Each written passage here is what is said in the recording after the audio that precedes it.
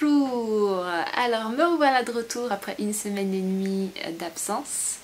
Alors il y a plusieurs choses. J'ai fait une formation et comme à chaque fois ces formations, elles bougent beaucoup de choses chez nous, elles bougent nos croyances, nos perceptions, plein de trucs. Et en plus de ça, j'avais une mauvaise connexion, enfin bref.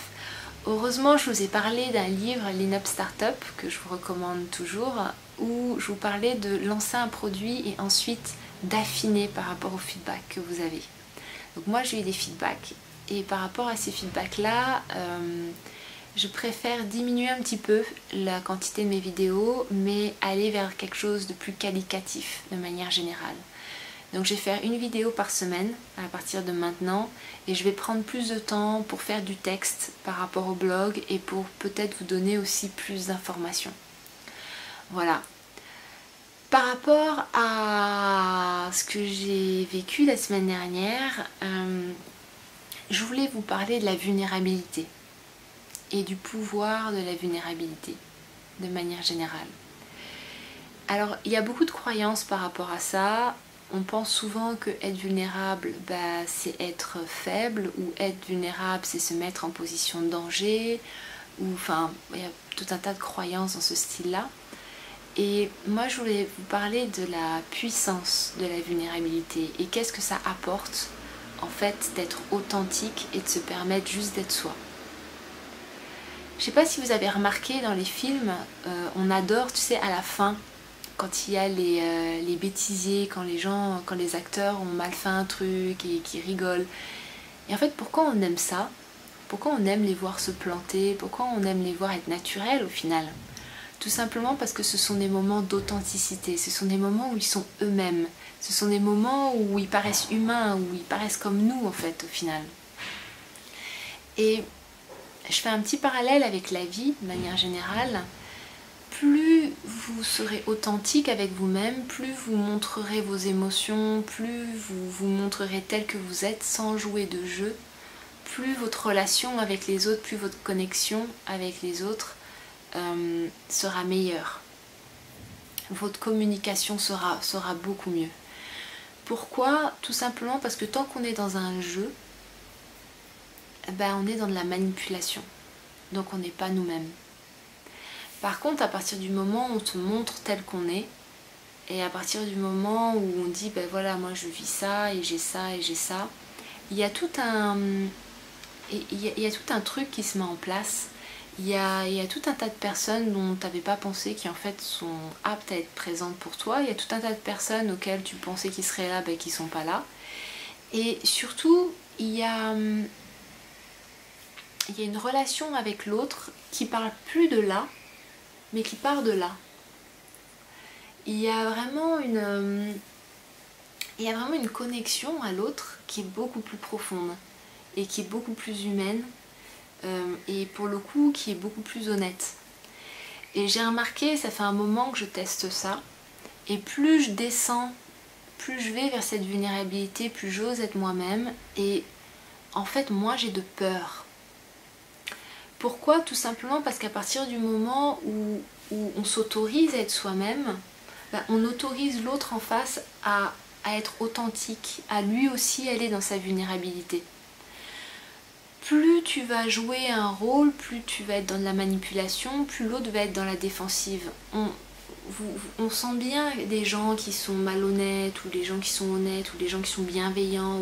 On le sent, il y a des énergies comme ça. Alors on peut parler de feeling, on peut parler de plein de choses, on peut mettre d'autres mots dessus. Mais on sent quand même comment les gens sont de manière générale. Et plus vous descendez vers cette authenticité, cette vulnérabilité par rapport à vous-même, plus les gens le sentent et plus vous attirez des gens qui sont comme vous en fait. Ou sinon vous donnez l'autorisation à l'autre de lui aussi se dévoiler et de lui aussi être honnête par rapport à lui-même et par rapport à ce qu'il vit. On parle souvent de laisser tomber comme ça les masques. Et moi je crois très fermement que si j'enlève mon masque en premier, l'autre le fera automatiquement. Et parce qu'au final on n'est pas à l'aise tous à porter nos masques, à essayer de faire comme si tout allait bien. Mais par contre on se sent tout de suite beaucoup plus à l'aise quand on est face à quelqu'un qui est juste lui. avec ses qualités, avec ses défauts. Et en même temps, qu'est-ce que c'est que de faire tomber le masque? C'est aussi s'accepter. C'est aussi accepter ses blessures, accepter ses cicatrices, accepter juste d'être qui on est en fait, avec ses forces et ses faiblesses. Et c'est vraiment étrange comment paradoxalement, le fait de se montrer comme ça, ben, ça fait tomber toutes nos peurs.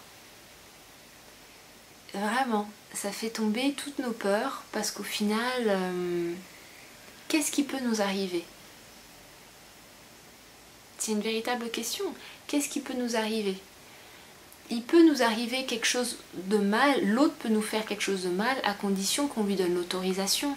Si je suis ok avec ce que je vis et si je suis ok avec moi-même, avec ma personne, ben, l'autre peut me dire ce qu'il veut, ce ne sera que son opinion, que je prendrai ou que je ne prendrai pas, mais ce ne sera qu'une opinion.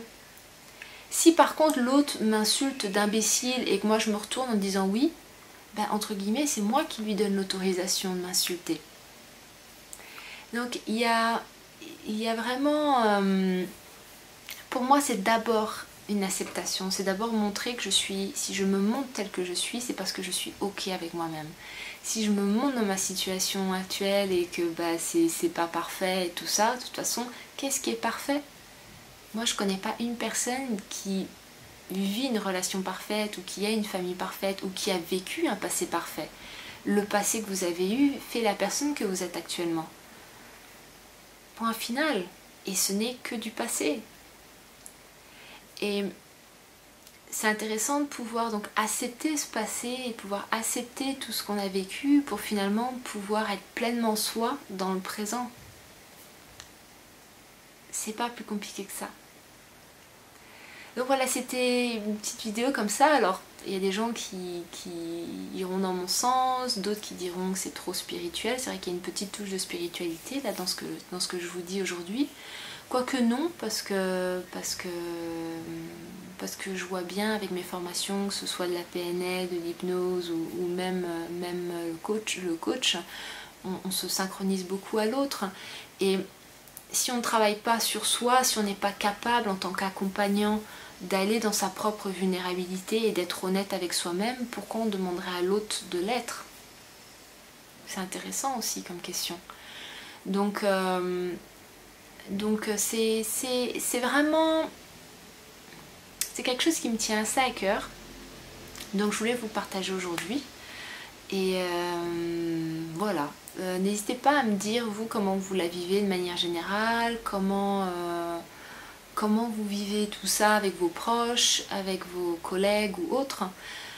D'un autre côté, si vous sentez que vous avez vraiment des peurs par rapport à ça, que vous sentez qu'il y a quelque chose de pas forcément rationnel, allez voir quelqu'un pour voir votre système émotionnel. Allez voir ce qui se passe.